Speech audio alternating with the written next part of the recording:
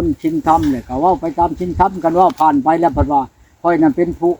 เว้าประจานท่านหน้าลูกเมียแม่ย่าไม่ยิงเพิ่นว่าค่อยแล้วบ่เว้าไปเพิ่นจัง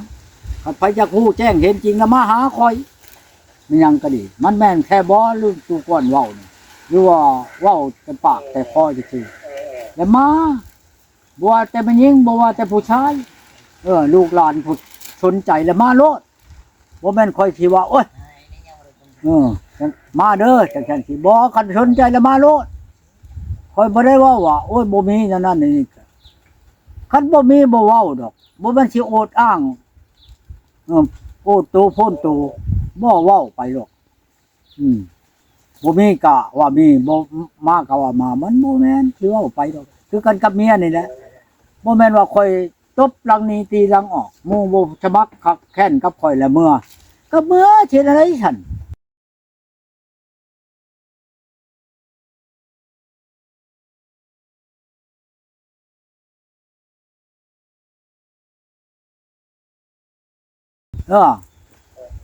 คันค่อยลังตีหีฉี่ขี้ทาลานเนาะอยู่ใช้ก็บ่ได้อยู่ใช้ก็บ่ได้แล้วใครละบ่นั่นก็ดีอันนี้ค่อยบ่ได้เว้าไหนๆกับลูกกับเมียเว้าแต่พอเพียงแต่ว่าธรรมดาเนาะจังซั่นจังซี่สิบ่ให้เว้าจังนี้นั่นโยกมันก็บ่แม่นพระที่มั่งอยู่ในวัดใดคนก็มีแล้วความเว้ากันคันค่อยผิดก็ขอโทษนำเมียคันเมียผิดก็ขอโทษนำข่อยความผิดถ้วยกับบ่วงอยู่นำกันต้องมันมีผักมีตีกันน่ะนะหยังก็ดีคนอยู่นำคนเป็นจังซั่นดอกแต่เพิ่นยังเว้าว่าอันอยู่ผู้เดียวนั้นระวังแนวคิดกันอยู่โฮมมิตรระวังวาจาเนี่ยนั่นแหละว่ามันระวังนั้นได้มันต้องมีความคิดคนเฮาหั่นน่ะแล้วบ่คิดว่าถ้ามันสิเป็นแน่นอนนั่นถึกเพิ่นผิดโตผิดเพิ่นก็อนุญาตให้กัน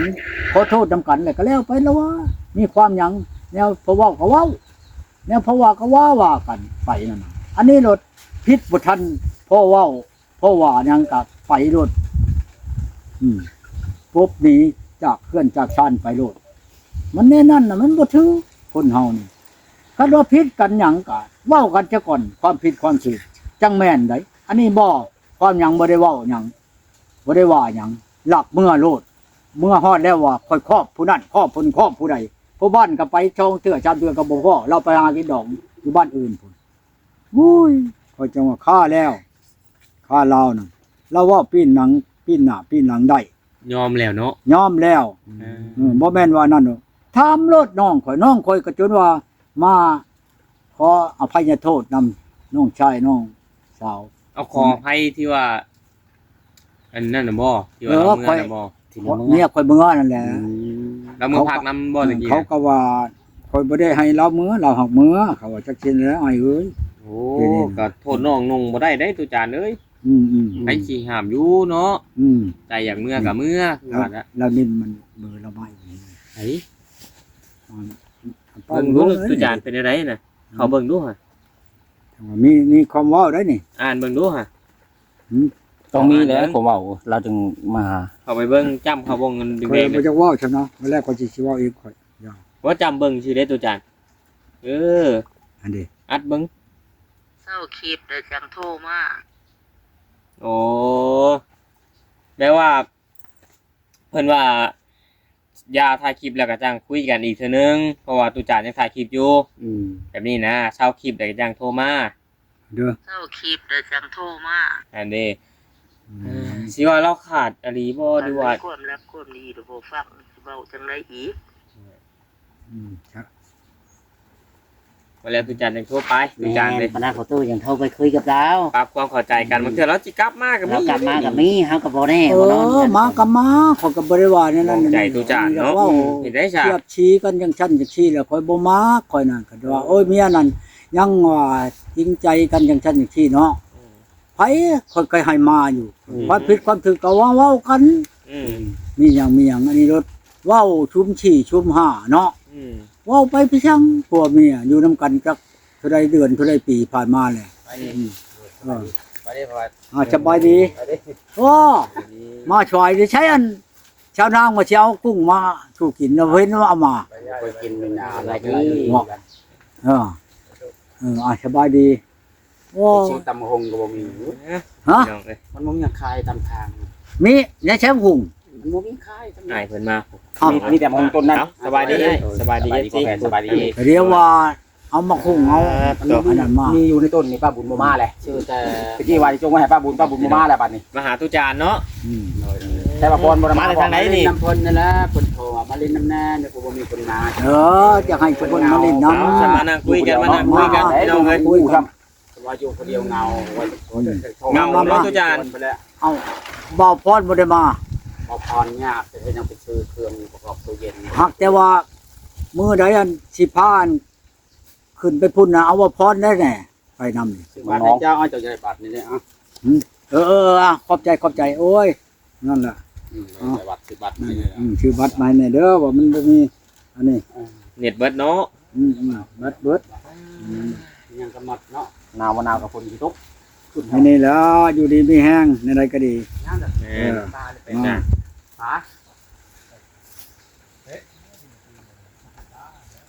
อันลงแม่ลงเอาปลาแม่ ตุจานบ่ได้ห้ามได้ลงดูได้ บ่ นะ บ่นั่นไหนพอได้กินอยู่ไหน เฮ้ย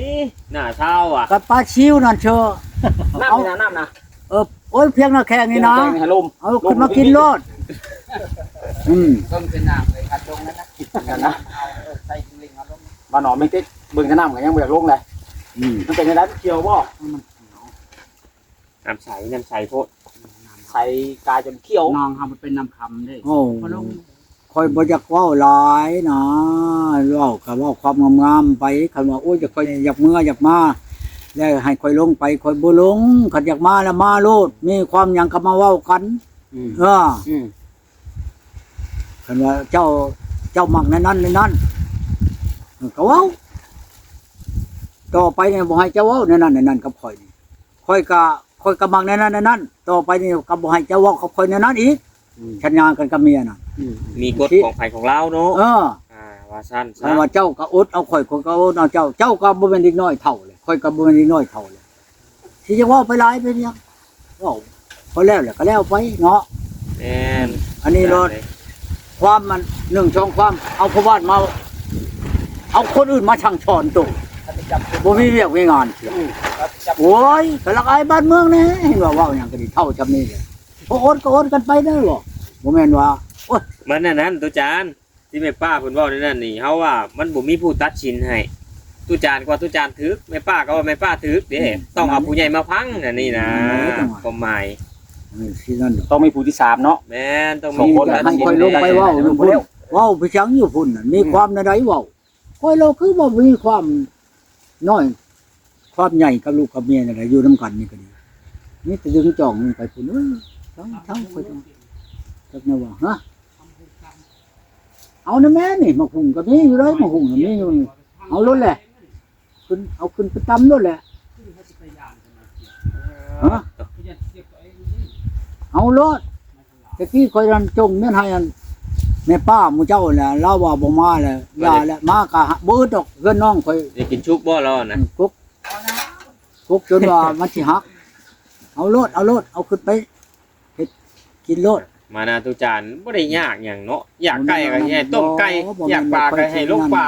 อึดเถียง อยากมาพูด ไก่ ตำเมี่ยงก็ให้เอา ร้อยอยู่ในเถียงนี่อึดไปจัง ใครกินไก่บ่ แต่ เพ ว่า ราะว่าเพิ่นอยู่กับเมีย2คน ยอมใจ ค่า ตุ ไก่ จา ตัวน นึง แล้ว 5มื้อก็กินบ่หมด เพราะว่าเรามาแต่ก่อนเราเคยได้ว่าให้เอาไก่ครัวน่ะแต่ว่าบ่มีไผครัวซื่อๆแต่ก่อน นั่นจังอยากกินเอาขึ้นมากินรถตะกี้ว่าอยากจงไม่ให้เราบ่มาเลยยังไม่จงให้ผู้ใดอีกจง มันเป็นอะไร ผ่าเพื่อง มันกรอบเด้ ขนาดหมักหุ้งอะนะว่าถึงแม่ป้ายังแยกกันแหละ เนี่ยคนละเพื่องเลยเนาะเนี่ยเป็นคนละทางเลย เคยบ่เนาะ สุดยอดเลยนี่ มา เนี่ย พุ่งตกกันลงจากกกกันผ่าเพื่องทำกันกับผ่าเอา แม่นแยก แบ่ง กัน ครึ่งเลย เอา เนาะตู้ เอาขึ้นไปเฮ็ดรถได้ มัน ขึ้นไปเฮ็ดรถอยู่เฮือน แต่ก่อนนี่มันบ่เคยมีนะตกแต่แท็กแบบว่าพาเพื่อนรถนี่ต้นน้ำต่ำนี่เนาะ เพื่องหนึงจงไม่ให้เราเอากินเนาะ เราบ่มาเลยกะยังสิจงอยู่ มันสิบ่เหี่ยวที่บ่บ่เท่า เทวดาพุ่นให้จงเอาแม่ให้เมีย โอ้ยเนาะ เครื่องหนึงให้หมู่เจ้ากินเพิ่นสิว่านั่นน่ะวะ เพิ่นสิแบ่งให้เนาะ อืม ตกมาแล้วพาเพื่อนรถ นั่นแหละจังหวะเอา ขึ้นไปเฮ็ดโลดเด้อ ขอแนวมามื้อนั้นว่าจะเอาขึ้นตามบัดประตูว่า อันแม่ป้าบุญว่าจงไว้กินชุบนึงหมากนึงว่ะเนาะก็เลยบ่ได้เอามื้อนั้นน่ะ แม่น มามื้อนี้บัด วานนี่ เอาโลดว่ะ วานนี่ โตมาพาเพื่อนซะ ชุมมาแต่ปากช่องแดนหนาวพุ่นนั่นชื่อไก่ไม้ตัวหนึงกับขนมถุงหนึงวานนี่ ทันมาคุมือครับตู้ ฮะ มาคุมือบ่คน บ่ได้ขาดจากมือ อ๋อ มาเทียนตุจานก็มาชุมือแล้วเนาะ วันนี้ก็เรามานอนอยู่เชนูเนาะมื้อเช้าเราก็มาฮอดพี่นะ แจ้งเนาะ อืม นี่เลยเจ้ากับของเอาคือกันเช้า ที่นะบ่ขาดมือแล้วแหละมื้อชื่นนั่นน่ะมาแต่เวียงจันทน์มาหนึ่งชามมื้อชื่นนั่นมาตั้งค่ายให้อยู่นี่นะเขาเห็นผู้ที่วานเฮ็ดไปแล้วน่ะนะมันได้ผลแล้วอยู่ลังมาเหยาวๆวันนี้ มาเอาผลเนาะ หับหับผลแล้วนั่นชุมนั้นได้เว้า เอาตุจานผู้ที่เฮ็ดไปแล้วกลับมาเฮ็ดช่ำก็มีบ่นี่ มีแล้ว หลายเนาะ ผู้ที่มาอีกนี่นะเราโทรมาเช้านี่เราว่าสิบ่ได้เมื่อง่ายเลยเราว่าข่อยนั่นถึงบ่ได้สิมาโยย่านปีใหม่แล้วอันแปลว่าอันนั้นเราสิมาเฮ็ดนี่นะเราว่าชี้เราตะกี้เราว่าสิมามื้อนี้เราบ่ได้มาเราก็โทรมาบอกผู้นั้นอยู่ไกลได้อยู่อันชัยยะพุ่น อ๋ออยู่ไกลแท้ ไกลดีเรานั่นเราโทรมาบอกเช้านี่มาโลดข่อยว่าในใดก็มาสินะ โดย ครับแต่ว่าคันสิมามื้อใดก็ให้โทรบอกข่อยสิก่อนลังเทื่อข่อยบ่ได้อยู่ได้นี่กับจักมื้อใดนี่ข่อยสิได้นี่ แม่ ไป ล่ะ นี่ก็ แต่เฮาสิมาอยู่อีกใกล้นี่เฮายังโทรหาก่อน โทรหาก่อนได้บ่แม่นว่าสิให้มาโลดมาแล้วก็เห็นบ่จุนั้นมาหาก่อน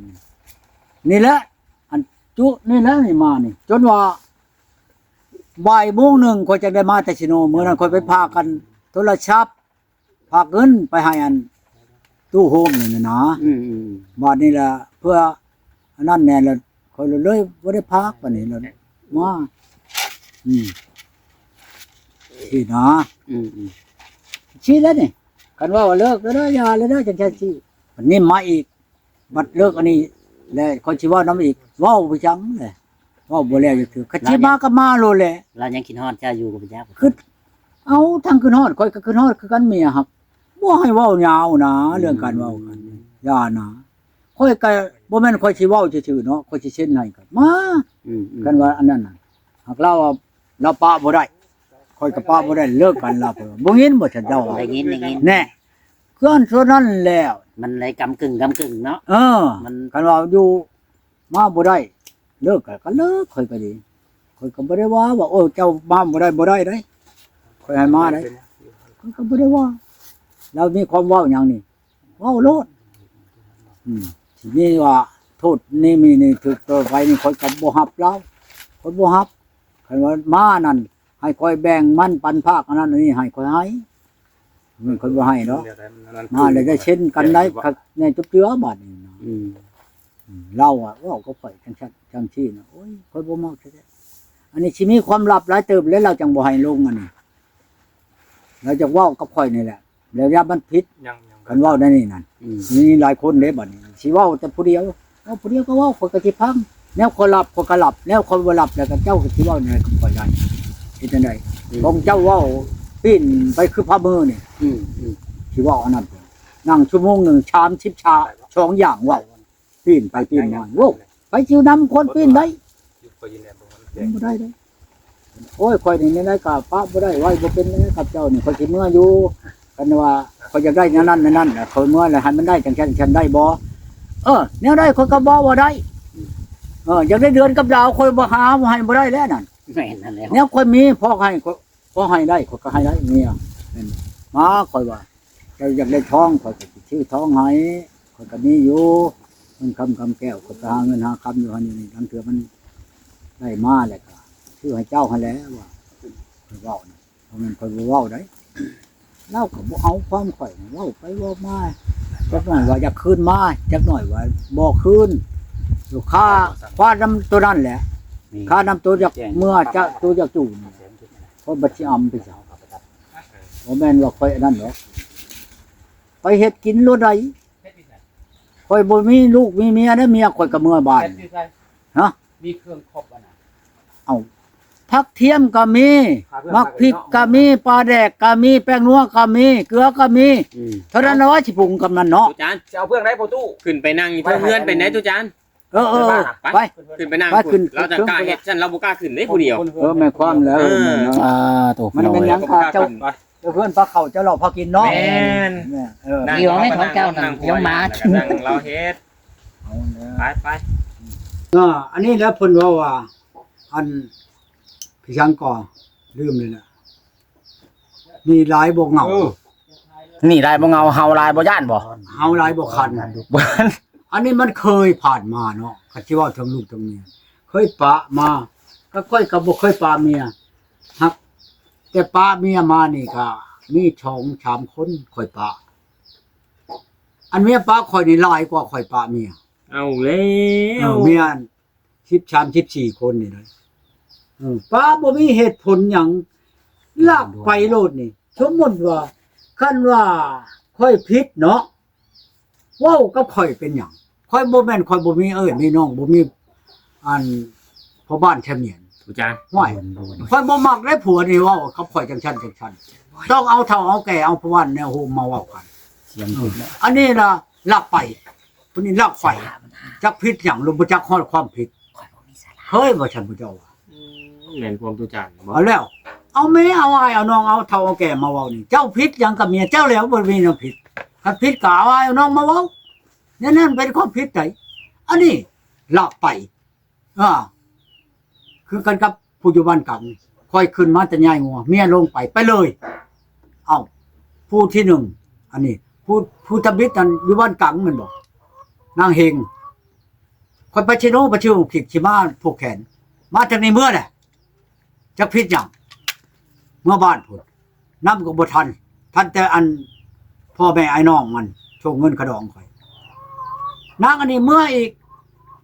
ลักเมื่ออีกนางหุ่นนี่ข่อยนำบ่ทันนำก็จะไปนอนอยู่เฮือนผู้เฒ่าคืนหนึงผู้เฒ่าฮอดเว้าอีกแล้วบ่ว่านี่ถ้าลูกข่อยบ่เห็นข่อยมีกรณีได้กับเจ้าจังซั่นสิปัดลูกเมื่อฮอดเฮือนแล้วบ่เห็นว่าโอ้ยมันฮอดเลยได้ลูกเอ้ยเมียเจ้านั่นถ้าว่าในใดก็เจ้าขึ้นฮอดจอดถึงก็มาว่ากันเพราะเก่าก็เจ้าเก่าเมื่อพอนี่ก็เนื้อนี่ผิดแม่นเล่นเพียงหยังก็เว้าติเว้าชัญญากันเมียนั่นกับข่อยว่าถ้ายิ่งหนีชายนี่เมียข่อยหนีกับข่อยนี่สิให้ข่อยชาวลาดถ้าข่อยลังตีฮีฉีขี่ตะลานชงลูกชงเมียเมื่อนี่สิให้ข่อยชาวอันข่อยสิให้ชาวลาดปัดเมื่อแหละลักเมื่อแหละความใดก็บ่ได้เว้ากับข่อยบัดเมื่อข่อยเมื่อฮอดแล้วก็สิชงข้าวมาว่าฮอดแล้วลูกเอ้ยเดี๋ยวนี้ก็มาว่ากันเด้อจังซั่นจังซี่ถ้าข่อยก็ยังยอมผิดอยู่คันว่าโอ้ยลูกเมียเมื่อฮอดเรือนฮอดชานนั่นข่อยก็ยอมผิดที่ว่าความว่านี่ขอโทษขออภัยนำข่อยชิงเมื่อปัวแปลง10 ล้านงัวตัวหนึ่งยังบ่ชงข้าวให้ข่อยว่าจังซั่นจังซี่กับข่อย บ่ได้โทรมาบอกเลย บ่ได้โทรมาบอกอย่างนี้แต่ไทยบ้านผมมาไปอยู่ในเฮือนแม่หม่อมเนาะลูกขี่สิเต็มมือดึงอย่างยานอยากคนจะจนอัดอันความเว้าเมียสิว่าได้ฉันอัดความเว้าเมียข่อยกับแม่หม่อมหั่นแต่ก็เขาบอกข่อยได้เป็นหยังคันข่อยผิดก็ยอมเชียร์ให้อยู่คันข่อยปีนไปนี่มื้อใดก็เชียร์ให้ข่อยได้บ่แม่นบ่เชียร์ได้บดในบ้านนั้นกังนั้นเห็นอยู่ได้เมียข่อยอยู่ซุมื้อนี่คือกันกับหมอนี่อันนี้มานี่แหละนี่คนอยู่ในนี่อยู่บ้านมันเองจักว่าหมอนี่บ่จักเลยเอากระโตมันว่าก็ค่อยจังซั่นจังซี่โอ้ยค่อยว่าอย่าคันค่อยปีนนี่มุกเชียร์ให้ค่อยโลอันเมียผู้นี้น่ะน้องชื่อน้องมีอยู่นี่ใช่นี่ใช่ค่อยจนว่าออกประกาศแม่นบ่เขาบอกพรบ่นะออกมาตะบิดนี่เขาบอกแพทย์บ่อันนั้นบ่อ่อง คันว่าผู้ตู้กับเมื่อนี่ทวงนี่ยังได้อยู่เนาะตอนนี้เพราะว่ามันยังมีใบมันมีใบยังยืนกันเด้ ยังมีใบน้ำตาล มันจ เรีย ด บร้อย อ อยู่ ในบันทึกเมียนอยู่ในหัน มีบทบันทึกอยู่ ที่ว่าหยังกับข่อยถ้าว่าความใดนี่แต่ถือว่าข่อยนี่ผิดผู้เดียว มันสิไปเว้าตัวมือข้างเดียวนั่นผิดแล่นเพียงหยังก็เว้ากันจักก่อนเป็นจังซั่นดอกบ่อภัยอันบ่อันนั้นไปเอาน้ำแน่น่ะตู้เย็นน่ะมากิน โดยมันหนาวอยู่ยังบ่อยากยุ่งหลายเนาะผู้ตู้เนาะมันมืดบ่หวันยุงมียุงเนาะ มันมืดเบิ่งประเทศเบิ่ง ชีด ข ยุงแตกอื้อบาน ตกลงให้ยาวเลย เนาะ มาถือนี่ มาแล้วตุจาน มันจะนั่นหนาเรื่องเมียคันนี้หนีออกบอกชัญญาถึงเขาเป็นเคยได้มันบอกประชู มิน โพธาวงศ์เขาหลับไปหลับมาบ่พิษบอก เพิ่นนำมาเอาโคพิดน้ำเจ้าเราแล้วเนาะ เอาแล้ว จะไปบ่ช่าง เจ้า ยาม ไปบ่ งามนี่เอาเบิ่ง ช่า เจ้าง ยางบ่งามมันบอกไปบ่บอกออกบ่ชัญญาต้องเว้าที่อันนี้คือกัน อันเคยไปไต่ไผ่ไปนำค่อยนำแล้วเพราะเท่าว่าบ่เห็นถ้าลูกค่อยนี่บ่เห็นจังชั้นจังชี้เว้าโทษค่าโทษจะค่อยบ่ได้บัดลูกเจ้าเมื่อฮอดเป็นหยังบ่ทงข่าวค่อยแน่ มาแล้วลูกเอ้ย เมียเจ้าน่ะบ่เทือนถึงชานแล้ว เจ้ายังหมักยังหักอยู่เลยก็มากล่าวเอาหรือว่าบ่หักก็เว้ากัน มันสิเป็นหยัง ให้มันตกมันแตกกันเนาะ จำเกินก็เพิ่นว่าหอยตกน้ำมิดช่อยม้อยโลด ปันห้อยไข่ เป็นอย่างนั้นนะอันนี้ก็เว้ากันแน่ความดีความงามค่อยก็บ่แม่นเอางัวเอาพวกงัวเมียควายค่อยแต่งเมียผู้บ้านกลางนี่โลไล่เป็นเงินกีบนี่เป็นเข้าสิร้อยกว่าล้าน โถ เอ้าแต่ขะดองนี่ก็อันชาวล้านแม่นบ่กับคำบาทหนึ่งหลายบ่ได้เจ้าว่าคำบาทหนึ่งครับเงินชาวล้านบัดนี้ค่ากินอยู่พุ่นงัวตัวหนึ่งแว่ตัวหนึ่งหมูตัวหนึ่งมากินอยู่พี่อีกนำมากินอยู่น้ำข่อยนี่งัวตัวหนึ่งแว่ตัวหนึ่งหมูตัวหนึ่งอีกอยู่ในเรือนข่อยนี่มาไล่รวมแล้วค่ารถค่าล่างลบไปลงมาเบิดร้อยไปล้านอันเมียผู้นั้นบัดเมื่อแล้วเฮ็ดคือกันกับข่อยนี่บ่แม่นคนบ่ถูกข่อยจังว่าข่อยยาบ่ถูกย้อนในใดก็ดีคันยังเว้าถึงนั่นข่อยบ่ยาเห็นบทแต่ละคนมานี่ยาชักพระเฒ่ายาคือกันกับเมียนี่เมื่อนี่ว่าบอกผู้ใดบอกผู้ใดบอกผู้ใดแน่ไปถามมื้อในบ้านอันพ่อบ้านในบ้านกุดแขนแล้วบอกผู้ใดบอกผู้บ้านผู้ใดบอกผู้ใดเขาก็ชี้อันนั้นค่อยคือไปถามอันพ่อบ้านเราบอกบ่ได้ที่อ่านเราก็บ่ได้อยู่ในเฮือนอีก